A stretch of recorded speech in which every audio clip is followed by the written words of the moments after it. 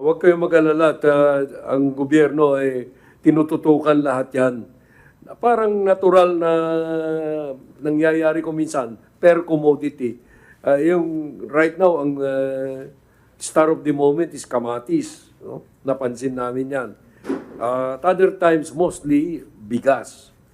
Mula nung umpisa ng paninilbihan ko sa kabinete, nagtataka kami kung paano pa mangyari yan. There is sufficient supply, but the prices don't go down.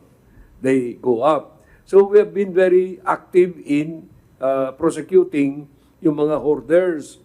But that is only one part of the explanation. Ano? Aktibo ang pamahalaan sa paglaban sa mga hoarders at illegal smuggling. Ito ang tiniyak ni Executive Secretary Lucas Bersamin sa gitna ng pagtaas sa presyo ng ilang pangunahing bilihin tulad ng kamatis. Ayon kay ES Bersamin, tinututukan ng gobyerno ang problemang ito, lalo na sa presyo ng kamatis na umabot na sa 350 pesos ang kada kilo nito.